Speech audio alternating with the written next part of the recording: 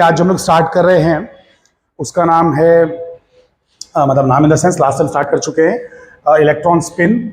और उसमें हम लोग ने एक चीज़ देखी थी कि बेसिकली एस जो रहता है वो under root S into S plus one H cross होता है, जहाँ पर एस की जो वैल्यू है वो सिर्फ हाफ है। तो एस जो है वो आपका बन जाएगा under root half into half plus one H cross, which is S is equals to 3/4। एक सेकेंड, ये कितना हो जाएगा देखो, मतलब यानी कि हाफ प्लस वन कितना होता है 3/2 और ये बन जाएगा 3/4, है ना। So under root 3/4 H cross, इस तरीके से ये बन जाएगा, राइट, करेक्ट। ओके, अब वैसे ही हमने देखा था कि एस जेड जो होता है वो होता है एम एस एच क्रॉस, है ना। एस जेड होता है एम एस एच क्रॉस। तो बेसिकली जो ms है, ms की जो वैल्यूज हैं they are from -s to +s। तो ms की जो वैल्यूज होती हैं वो होती हैं -½ एंड +½ बस, बीच में 0 कुछ नहीं होता है, सिर्फ -½ या +½ होता है। तो -s से लेके +s तक की वैल्यूज हैं, ठीक है। तो ये sz का हम लोगों ने देखा था। अब जो हमारा s है, मान लो वो इस तरीके से ओरिएंटेड है, s स्पिन एंगुलर मोमेंटम इस तरीके से ओरिएंटेड है मान लेते हैं। तो बेसिकली ये जो है आपका यानी कि ये अगर z एक्सिस है, if this is the z axis, if this is the z axis, तो इसी डायरेक्शन में इसका एक कंपोनेंट होगा, इस बंदे का कंपोनेंट होगा, इस बंदे का s का कंपोनेंट होगा इतना बड़ा, जिसे हम एस जेड कहेंगे, और दोनों के बीच में जो एंगल है वो होगा थीटा। तो एस जेड कुछ और नहीं है बल्कि एस कॉस थीटा है। एस जेड जो है वो एस का जेड कंपोनेंट है, S Z is S cos theta. और ये कोई नई बात नहीं है, पिछले चैप्टर में हाइड्रोजन आइटम वाले में हम लोगों ने पढ़ा था कि एल जेड जो है वो एल कॉस थीटा है। सो बहुत ही सिंपल चीज़ है, इट्स नॉट दैट डिफिकल्ट। अब अगर ऐसा है तो कॉस थीटा की वैल्यूज़ क्या होंगी? सो कॉस थीटा की वैल्यूज़ क्या होंगी? कॉस थीटा होगा एस जेड बाई एस। तो एस जेड की जगह पे मैं लिख रहा हूँ एम एस एच क्रॉस, और एस की जगह पे मैं लिख रहा हूँ यही अपना, मतलब ये तो फिक्स है, इसकी वैल्यू देखो ना एकदम फिक्स है, इसमें कुछ और बदलाव आने वाला नहीं है ना, है ना, ये तो एकदम फिक्स वैल्यू है।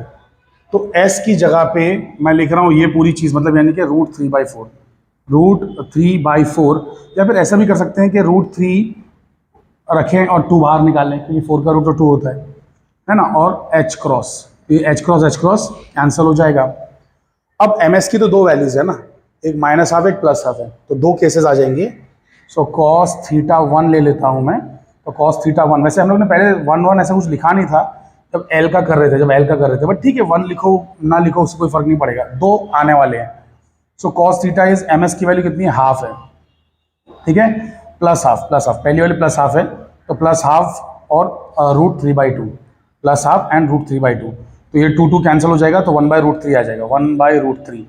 सो इसका अगर आप निकालोगे θ1 की वैल्यू, तो आपको cos इनवर्स ऑफ 1/√3 करना पड़ेगा, जिसका अप्रोक्सीमेटली आंसर 55 डिग्रीज आता है, 55 डिग्री के आसपास आता है। आप लोग साइंटिफिक कैलकुलेटर में चेक कर सकते हैं, साइंटिफिक कैलकुलेटर में, ठीक है। और फिर cos θ2 जब निकालेंगे, जब दूसरा एंगल निकालेंगे तो वो कैसा होगा? cos θ2 जब दूसरा निकालेंगे तो वो कैसा होगा? It will be -1/2 under root of 3/2, तो 2 कैंसिल हो गया, -1/√3 आ गया। सो ये θ2 है cos इनवर्स ऑफ -1/√3।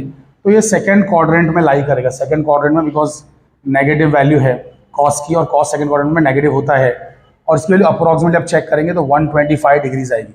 अगर आप साइंटिफिक कैलकुलेटर में चेक करते हैं, साइंटिफिक कैलकुलेटर में, तो 125 डिग्रीज इसकी वैल्यू आएगी। सो बेसिकली कहने का मतलब ये है कि दो ओरिएंटेशंस ही पॉसिबल है एस के। एस जेड एक्सिस तो ये तो फिक्स है, तो इसके हिसाब से दो एंगल पॉसिबल है। एक एंगल है, तो पहला एंगल हो गया आपका 55, और दूसरा एंगल जो हो गया वो आपका यहां से अगर मेजर किया जाए तो 125 डिग्रीज। तो एक एस ये पॉसिबल है, एक एस ये पॉसिबल है। Are you understanding it? और उसी के जो कंपोनेंट्स हैं बेसिकली वो कैसे होंगे। अगर मैं बात करूं एम एस एच क्रॉस, यहाँ पे भी एम एस एच क्रॉस की बात करूं तो ये हो जाएगा आपका half H cross minus half H cross, ठीक है। और ये तो आपका है ही √3/2 एच क्रॉस, √3/2 एच क्रॉस।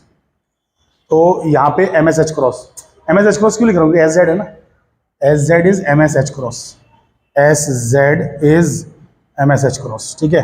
तो एस जेड की वैल्यूज माइनस हाफ प्लस, मतलब एक प्लस हाफ है और एक माइनस हाफ है, और ये बेसिकली एस के ओरिएंटेशन से। तो एस दो तरीके से ही अलाइन हो सकता है स्पेस में, ये बात क्लियर हो चुकी है। स्पेस में इसके कोई और ओरिएंटेशन नहीं हो सकते, तो इसलिए हम लोग है ना ऐसे ही बोलते हैं ना कि स्पिन अप स्पिन डाउन। मतलब क्या होता है कि है ना, वो कैसा भी ओरिएंटेड रहेगा। अब आपका मतलब ये नहीं कि मतलब ऐसा जमीन के हिसाब से आप ऐसा है और फिर ऐसा डाउन है, क्योंकि इलेक्ट्रॉन को क्या मालूम कि जमीन ऐसी फ्लैट है और मुझे ऐसा परपेंडिकुलर रहना, नहीं, कैसा भी रहेगा। तो मतलब मान लो ऐसा रहा तो फिर दूसरा इलेक्ट्रॉन ऐसा रहेगा। Are you understanding it? मान लो अगर एक ऐसा रहा तो दूसरा ऐसा रहेगा, अगर एक ऐसा रहा तो दूसरा ऐसा रहेगा। तो दो इलेक्ट्रॉन्स अकोमोडेट हो जाते हैं ना किसी भी एक ऑर्बिट में, एक ऑर्बिटल में दो इलेक्ट्रॉन्स आ जाते हैं। आप लोगों ने इलेक्ट्रॉनिक कॉन्फ़िगरेशन तो देखी है ना, हम लोग ऐसे ही लिखते हैं ना इलेक्ट्रॉनिक कॉन्फ़िगरेशन 1s2 2s2 फिर 2p6 लिखते हैं, लेकिन 2p6 में भी 2 करके होता है ना। एक px होता है, py होता है, pz होता है। इसमें दो इलेक्ट्रॉन्स होते हैं, up and down up and down up and down. थोड़ी सी केमिस्ट्री का याद आ रही हो तो ये हम लोग देख चुके हैं, राइट।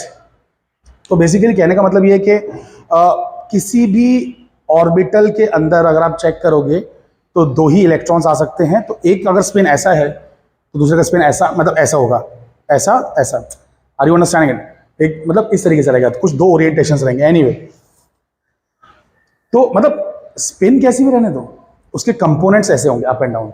ओके, कंपोनेंट्स मतलब उसका जो जेड के हिसाब से हम मेजर करते हैं, बिकॉज वैसे भी ये जो टोटल स्पिन है ना, ये कभी मेजर की नहीं जा सकती, ये सिर्फ थ्योरेटिकल वैल्यू है। We can never measure this thing. हम हमेशा स्पिन की value with respect to some axis, with some reference axis ही मेजर करते हैं। तो उसमें हमको plus half minus half type का आता है। Are you understanding it? तो इन दोनों के बीच में ऐसा 180 का एंगल नहीं है, लेकिन जो इनका जो जेड कंपोनेंट है उसके बीच में 180 का एंगल है। Are you understanding it? तो with respect to some axis we measure the spin, और हमेशा बेसिकली इनके बीच में एंगल 180 का रहता है। एक ये कंपोनेंट है, एक दूसरा कंपोनेंट ये नीचे की तरफ है, ठीक है, एक अप एक डाउन है। ओके, तो वो तो कहने का मतलब ये कि जेड एक्सिस जरूरी थोड़ी ना कि ये है, जेड एक्सिस वो भी हो सकती है। अरे डिपेंड्स ना कि तुम जेड एक्सिस चुन किसे रहे हो। तो जमीन तुम्हारी घूम जाए तो जेड एक्सिस भी घूम जाएगा। तो लेट्स से कि ये जेड एक्सिस है, तो जेड एक्सिस फिर वो भी हो सकती है। Are you understanding? पर उसके हिसाब से जहां भी स्पिन लाई कर रही हो, यहाँ पे लाई कर रही हो, यहाँ पे लाई कर रही हो, मतलब कंपोनेंट्स एंड ऑल, स्पिन कैसी भी हो और ये जेड एक्सिस है, आपको उसका कंपोनेंट ही लेना जेड एक्सिस के अलोंग, है ना। तो ये अगर एक कंपोनेंट है तो ये दूसरा कंपोनेंट है। Okay, anyway, so let me not confuse you more. बस सिंपल सी बात ये कहना है कि स्पिन्स जो हैं वो हैं, स्पिन वैसे भी डायरेक्टली मेजर नहीं होती हैं, spin with respect to some axis measure होती है, और वो एक्सिस जेड एक्सिस कहलाती है। और वो एक्सिस में इसके जो स्पिन के कंपोनेंट्स होते हैं वो एक दूसरे के ऑपोजिट होते हैं। बस इतना खाली याद कर लीजिए। अभी हम लोग देख रहे हैं स्टर्न एंड गरलैक एक्सपेरिमेंट। स्टर्न एंड गरलैक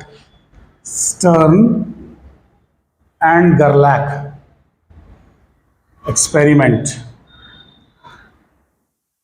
तो स्टर्न और गरलैक बेसिकली ये जो दो साइंटिस्ट थे, इन्होंने स्पिन का एग्जिस्टेंस प्रूव किया। और वो कैसे किया? इन्होंने एक्सपेरिमेंट किया। तो वो एक्सपेरिमेंट कैसा था उसको देखते हैं हम लोग। तो उसमें दो मैग्नेट्स लगे हुए थे। ये दो मैग्नेट्स हैं, दो मैग्नेटिक पोल्स हैं। एक मान लेते हैं कि नॉर्थ है, एक साउथ है, मैग्नेटिक पोल्स, बहुत ही स्ट्रॉन्ग मैग्नेट्स हैं। यहां पर आपके पास एक ओवन है। अब आप बोलेंगे सर ओवन समझ में नहीं आया, ओवन क्या? एक्चुअल में सीन ऐसा है कि ऐसा कुछ हीट करने का कुछ तो एक तरीका है, एक मशीन है जो हीट कर रही है सिल्वर के एटम्स को। सिल्वर एटम्स को हम लोग कहते हैं Ag। सिल्वर एटम्स को क्या कहते हैं? Ag है ना सिंबल इसका, Ag, argentum, Latin name argentum. So basically जो ये है ओवन, इस ओवन के अंदर सिल्वर एटम्स हीट किए गए, सिल्वर को हीट किया गया और सिल्वर को इवेपोरेट किया गया। इवेपोरेट, सिल्वर है ना गैस बन चुका है, सिल्वर के वेपर्स बन चुके हैं, वेपर्स, और वो वेपर्स है ना इसके अंदर से होल से बाहर आ रहे हैं। क्योंकि सिल्वर तो छोटी जगह में रह सकता है, सिल्वर सॉलिड, सिल्वर लिक्विड भी रह लेगा, लेकिन सिल्वर वेपर बन गया तो गैस को ज्यादा जगह चाहिए होती है, वेपर को ज्यादा जगह चाहिए होती है।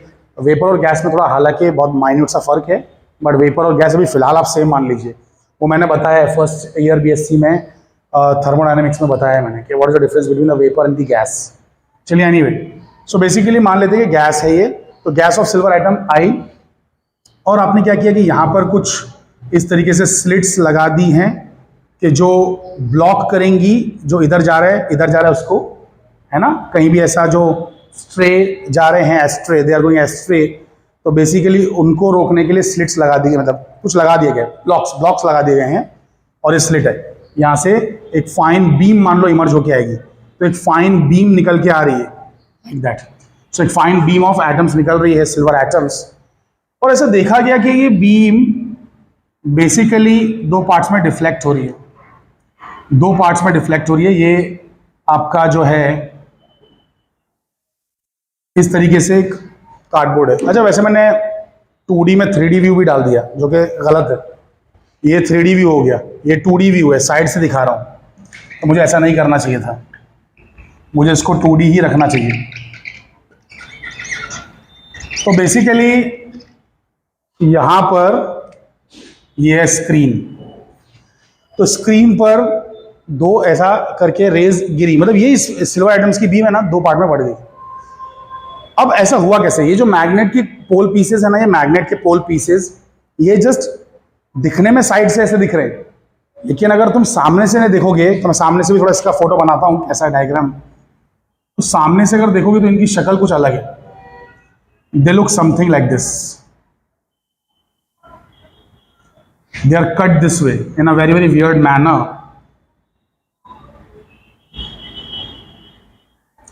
They are cut like this. So इससे ज़्यादा अच्छी ड्राइंग तो मैं बना नहीं पाऊंगा, बस कोशिश कर रहा हूं। So it should go like this, it should go like this, and ऐसे ही पीछे ये भी जाएगा like that, whatever। इसको और एकदम सामने से देखोगे, ये तो थोड़ा साइड वे हो गया, साइड और सामने का मिक्स है, और एकदम सामने से देखोगे it will look like this.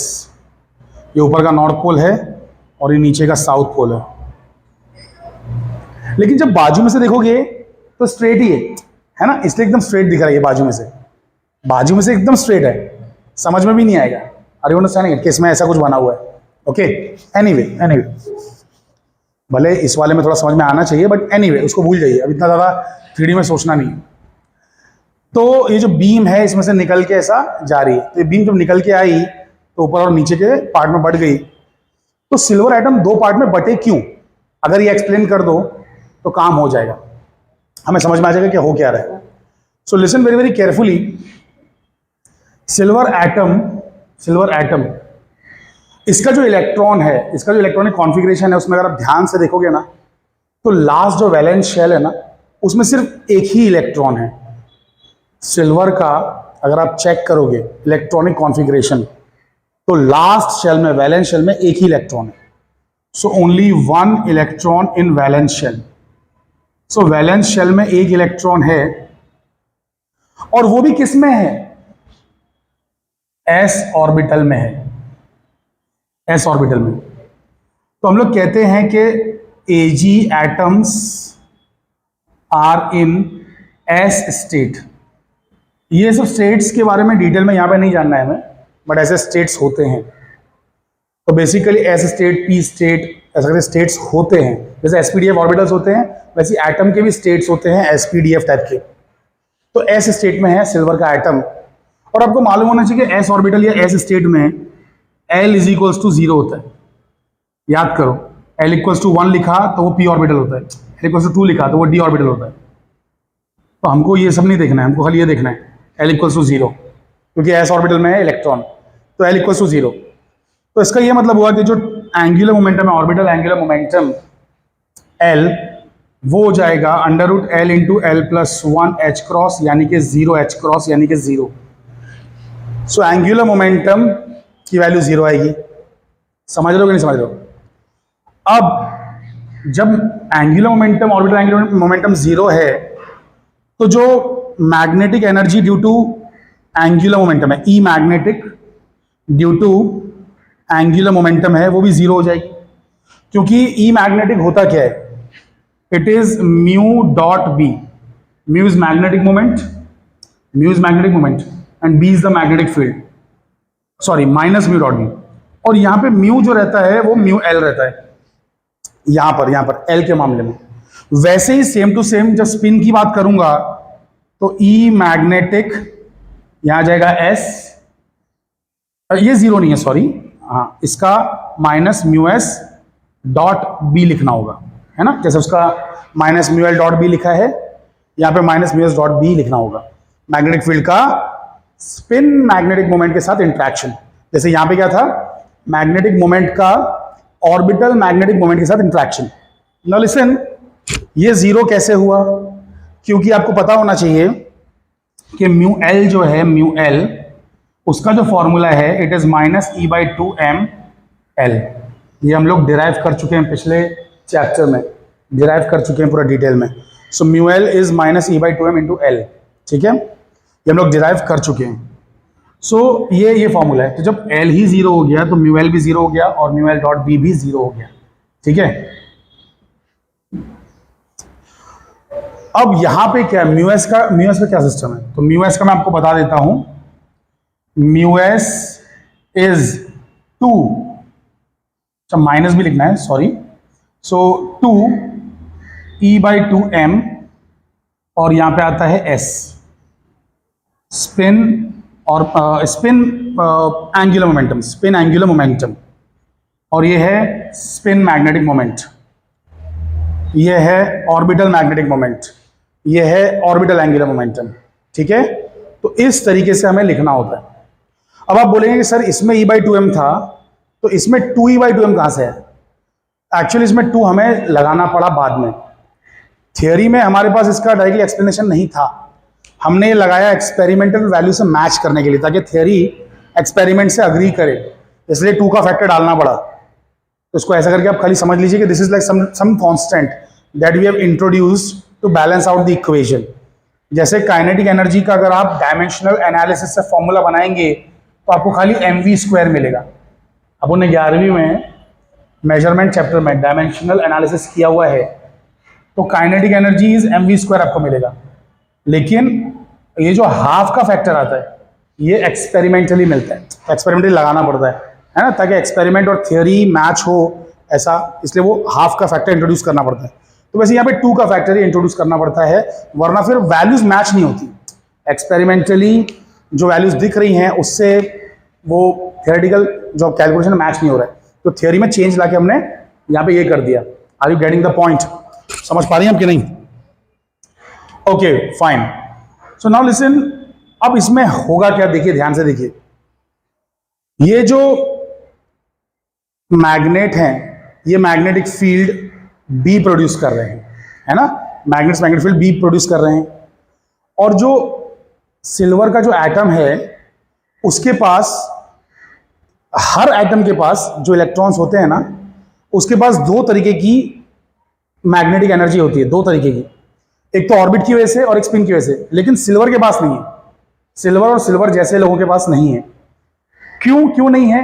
Reason क्या है? रीजन ये है कि जिसका भी इलेक्ट्रॉन s ऑर्बिटल में रहेगा, अकेला एक इलेक्ट्रॉन s ऑर्बिटल में रहेगा, s ऑर्बिटल का स्मॉल l यानी कि अजीमुथल क्वांटम नंबर 0 रहता है।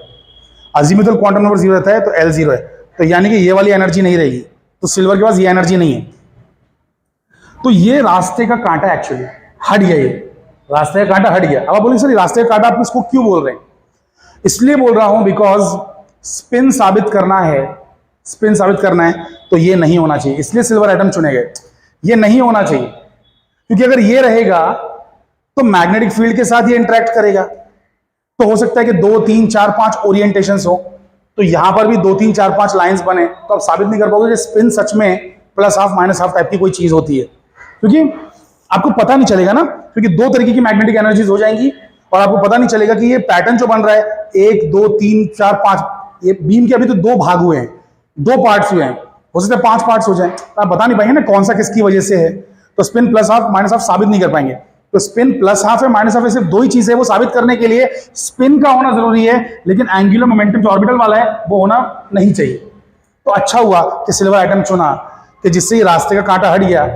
अब जो भी मैग्नेटिक इंटरेक्शन बीम का हो रहा है वो सिर्फ और सिर्फ स्पिन की वजह से हो रहा है, तो ये सेपरेशन भी स्पिन की वजह से हो रहा है। Are you understanding it? तो इससे पक्का हो जाता है सिल्वर एटम चुनने से ये गायब ये है, ये गायब ये है। अब इससे साबित हो जाएगा कि बेसिकली स्पिन होती है सच में। तो अभी 2 ही क्यों बन रहा है, 5 क्यों नहीं बन रहा, इसमें देखेंगे, ठीक है। तो उसको मैं थोड़ा सा इरेज कर दे रहा हूं, इस जगह को खाली कर दे रहा हूं ताकि मैं थोड़ा यहां पे लिख सकूं डिटेल में चीजों को। तो ध्यान देंगे, बहुत गौर से समझेंगे चीजों को। ये देखिए, ध्यान से देखिए, जो आपका ई मैग्नेटिक है ड्यू टू स्पिन, वो हो जाएगा minus mu S dot B, जैसा अभी लिखा था थोड़ी देर पहले। तो माइनस यहां पे डाल दिया, म्यू एस की वैल्यू मैंने अभी नीचे लिखी थी, इट इज 2E/2m s, याद आ रहा है, डॉट है बीच में, तो यहां पे cos थीटा आ जाएगा, और b है यहां पे b आ जाएगा, वैल्यू मैग्नेटिक फील्ड की वैल्यू, म्यू एस की वैल्यू, ये पूरी वैल्यू म्यू एस की वैल्यू है, -2E/2m s। एक सेकंड, पहले से भी एक माइनस था, तो ये माइनस माइनस कैंसिल हो जाएगा, ये पूरा म्यू एस की वैल्यू है। म्यू एस की वैल्यू ये है, b की वैल्यू ये है, और डॉट की वैल्यू cos थीटा है, माइनस इधर है, समझ गए, तो प्लस हो जाएगा। तो ई मैग्नेटिक बार बार लिखना मुझे थोड़ी तकलीफ हो रही है, तो मैं US लिख दे रहा हूं। U मतलब एनर्जी ही होती है, खास करके पोटेंशियल एनर्जी, और यहां पे पोटेंशियल एनर्जी की ही बात चल रही है। मैग्नेटिक फील्ड के अंदर किसी एटम की पोटेंशियल एनर्जी कितनी होती है, इतनी होती है। तो US is 2E/2m b s cos theta, s cos theta. अब s cos थीटा थोड़ी देर पहले देखा था क्या होता है, s cos थीटा sz था, sz। तो US is 2E/2m b sz, और sz अभी थोड़ी देर पहले देखा था क्या होता है, तो it is 2E/2m b, sz होता है ms h क्रॉस, और EH cross by 2m, EH cross by 2m, हाँ बीएससी का है, एक्स्ट्रा लेक्चर है। तो basically listen, 2 EH cross by 2m BMS, समझ रहे हो कि नहीं समझ रहे हो? तो ये क्या होता है, EH क्रॉस बाई 2m क्या होता है, Bohr magneton. So US is equals to 2 mu B BMS। तो ये है फाइनल एनर्जी का फॉर्मूला। तो पोटेंशियल एनर्जी जो कि सिल्वर एटम्स एक्वायर करेंगे मैग्नेटिक फील्ड के अंदर because of their magnetic spin, quantum number will be this much. लेकिन बट एमएस की वैल्यू तो 2 ही है, एमएस होता है plus half and minus half. तो प्लस हाफ की वजह से जो एनर्जी होगी वो होगी US is equal, so please सीधा के दिस इज विजिबल और नॉट प्रॉपरली। तो US is 2 mu B into plus half, तो ये 2 कैंसिल हो जाएगा, यानी कि US is mu B. So एक एनर्जी हो गई। अब दूसरी energy, US is equals to 2 mu B into minus half, तो ये 2 कैंसिल हो गया, माइनस बचा, तो US is minus mu B. Are you understanding it? तो 2 ही एनर्जीज पॉसिबल है ना, 2 ही एनर्जीज पॉसिबल है। तो हमारा जो एनर्जी लेवल है जो s ऑर्बिटल का है, मैग्नेटिक फील्ड में आते ही 2 पार्ट में बढ़ जाता है, 2 पार्ट में बढ़ जाता है।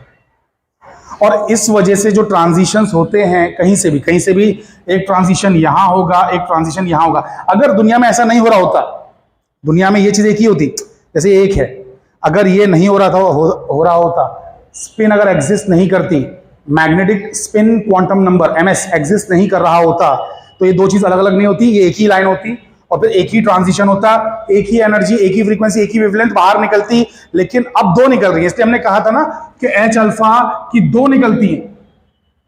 मान लो कि देखो ये है आपका न्यूक्लियस, ये है आपका के शेल, ये आपका एल शेल, ये है आपका बेसिकली एम शेल।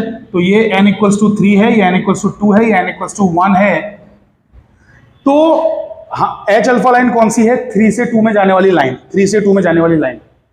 तो 3 से 2 में जो ट्रांजिशन हो रहा है, अगर ये लेवल के अंदर जो S है, अच्छा इसमें दो है, इसमें S और P दोनों रहता है, इसमें सिर्फ S रहता है, इसमें S P और D रहता है, अगले वाले में S P D और F रहेगा, ठीक है। तो इसमें P को छोड़ दो, वो ट्रांजिशन को छोड़ दो, S के अंदर जो ट्रांजिशन हो रहा है, अगर S एक ही होता ना, जैसे नॉर्मली रहता है S अकेला एक ही रहता है, तो फिर हमें एक ही फोटोन बाहर निकलते हुए मिलता। लेकिन इसके अंदर जो S था, S वो दो टुकड़ों में बढ़ गया, तो ये जो फोटोन गिर रहा है ये इसमें भी गिर सकता है या इसमें भी गिर सकता है, मतलब फोटोन नहीं, इलेक्ट्रॉन, इलेक्ट्रॉन जो ड्रॉप हो रहा है हायर ऑर्बिट से लोअर ऑर्बिट में, तो जो फोटोन निकल रहा है, तो एक तो ये फोटोन हो गया, एक दूसरा ये फोटोन हो गया, और दोनों की वेवलेंथ में जो फर्क है हमें बेसिकली डेल्टा लैम्डा 1.4 एंगस्ट्रॉम आ रहा है। वो डिस्कस किया था पिछले लेक्चर में कि 1.4 एंगस्ट्रॉम का गैप आता है। तो ये एस ऑर्बिटल के स्प्लिट होने की वजह से हुआ। अगर एस ऑर्बिटल स्प्लिट नहीं होता तो एक ही लाइट मिलती, एक ही कलर की लाइट बाहर मिलती, लेकिन एस ऑर्बिटल स्प्लिट हो गया तो जहां से भी ट्रांजिशन हो रहा है वो ट्रांजिशन दो अलग अलग जगहों पे हो रहा है। ओके, तो कुछ इलेक्ट्रॉन्स यहां गिर रहे हैं, कुछ इलेक्ट्रॉन्स यहां गिर रहे हैं, और इसे आपको एनर्जी मिल रही है। तो दो लेवल्स आ गए, एक माइनस म्यू बी बी वाला, नेगेटिव वाला नीचे रहेगा, लोएस्ट एनर्जी हमेशा नीचे लिखना है, और ये हायर एनर्जी है म्यू बी बी। तो माइनस म्यू बी बी और प्लस म्यू बी बी, मैंने वहां पे डायग्राम बना दिया। Are you understanding it? लेकिन लिसन, यहाँ पे बहुत ही सोचने वाली बात ये है, आप बोलेंगे कि सर ये सब तो ठीक है, लेकिन ये बीम की दो एनर्जी भी है, ये भी ठीक है, दो फोटॉन्स दिखेंगे वो भी ठीक है, दो फोटॉन्स दिखेंगे, सेम ट्रांजिशन हो रहा है, सेम जगह से ट्रांजिशन हो रहा है, दो फोटॉन्स दिखेंगे वो भी ठीक है, लेकिन ये समझ में अभी भी नहीं आया कि ये बीम अलग अलग हुई कैसे? क्या फोर्स भी दो है? क्या फोर्स भी दो है? सो लिसन, दो फोर्स होना चाहिए, एक ऊपर ले जाने वाला, एक नीचे ले जाने वाला, तभी बीम स्प्लिट होगी। एनर्जी से मतलब नहीं है स्प्लिटिंग का, स्प्लिटिंग एनर्जी से नहीं होती है। अरे लेवल्स की एनर्जी लेवल्स का स्प्लिट होना डिफरेंट है। बीम जो कि एटम से बनी है वो क्यों स्प्लिट हो रही है? उसका इस एनर्जी से वास्ता नहीं है, उसका वास्ता है फोर्स से। तो बेसिकली फोर्स का जो फॉर्मूला होता है, आप लोगों ने शायद क्लासिकल मैकेनिक्स में भी देखा होगा, इलेक्ट्रोडायनामिक्स में भी देखा होगा, minus D U by D x होता है। वैसे D U by D are होना चाहिए, जिसमें आर में एक्स वाई जेड तीनों आएगा, लेकिन हम लोग ऐसा मान के चल रहे हैं कि बीम एक ही डायरेक्शन में चल रही है, एक्स डायरेक्शन में चल रही है, सॉरी बीम चल रही है जेड डायरेक्शन में, और फोर्सेस जो है वो वाई डायरेक्शन, मतलब एक्स डायरेक्शन में, ये एक्स डायरेक्शन है, बीम चल रही है जेड में। ये फोर्स जो है, मतलब समझने की कोशिश करो मैं जो कहना चाह रहा हूं कि फोर्स कुछ तो डायरेक्शन में है, ठीक है, एक्स डायरेक्शन में फोर्स जो फील हो रहा है वो एक्स डायरेक्शन में हो रहा है, ठीक है। Anyway, so F is equals to minus D U by D X. Are you understanding it? So potential energy की वैल्यू एक्स डायरेक्शन में अगर चेंज होती है तो फोर्स भी एक्स डायरेक्शन में चेंज होगा। सॉरी, एक काम करते हैं, उसको हटा ही देते हैं, मैं इसका इजी वाला वर्जन बोलता हूं, वापस से सुनो। फोर्स का फॉर्मूला हम लोगों ने सुना ही है इलेक्ट्रोडायनेमिक्स में, minus D U by D are, एकदम सिंपल। अब u की वैल्यू हमें पता है ना, अरे देखो ना u का आया ना, अभी किधर आ गया, 2 mu B B M S है ना, तो 2 म्यू बी बी और एम एस, करेक्ट है, बराबर लिखा है। अच्छा, अब इसमें से क्या क्या बाहर आ जाएगा? 2 बाहर आ जाएगा, हाँ क्या ना, 2 बाहर आ जाएगा, म्यू बी, हाँ बोर मैग्नेटॉन कांस्टेंट है, बाहर आ जाएगा। ms, ये भी तो एक कांस्टेंट ही है ना, इसकी तो दो ही वैल्यूज है ना, दो कांस्टेंट वैल्यूज है, और एक टाइम पे एक ही लेंगे, या तो प्लस हाफ लेंगे या तो माइनस हाफ लेंगे। अरे ऐसा मान के चलो कि सिल्वर के जो एटम्स हैं उनमें जो इलेक्ट्रॉन्स हैं, आधे लोगों का ओरिएंटेशन ऐसा है स्पिन अप और आधे लोगों का स्पिन डाउन है, अप्रोक्सीमेटली ऐसे ही होगा ना, नेचर किसी को भी फेवर नहीं करता, तो अप्रोक्सीमेटली ऐसे ही होगा। 100 अगर हैं तो 50, 51, 50, 51 अप स्पिन वाले होंगे और 49, 50 या 51 डाउन स्पिन वाले होंगे अप्रोक्सीमेटली, ठीक है। तो एक तरीके के लोगों पे एक तरीके का फोर्स है और ms भी एक ही तरीके का है, हाफ, है ना। तो ये भी कांस्टेंट है, इसकी भी दो वैल्यूज नहीं है, एक ही वैल्यू है। एक तरीके के लोगों के लिए एक वैल्यू, 50 लोगों पे प्लस हाफ है और 50 लोगों का माइनस हाफ है, ठीक है। तो ये भी कांस्टेंट है। बच गया अंदर क्या, मैग्नेटिक फील्ड। अब बोलेंगे सर मैग्नेटिक फील्ड भी कांस्टेंट है, बाहर निकालो। नहीं, मैग्नेटिक फील्ड कांस्टेंट नहीं है, हमने जानबूझ के नहीं रखी। स्टर्न गरलाट का यही तो दिमाग चला कि मैग्नेटिक फील्ड भी अगर वो कांस्टेंट रख देता तो अंदर क्या बचता, कुछ नहीं। अरे बल्कि ये सारी चीजें कांस्टेंट अगर हो गई तो डेरिवेटिव क्या हो जाएगा, जीरो हो जाएगा, जीरो, फोर्स जीरो हो जाएगा। तो बीम ऐसी की ऐसी निकल जाएगी एकदम स्ट्रेट, बीम स्प्लिट ही नहीं होगी।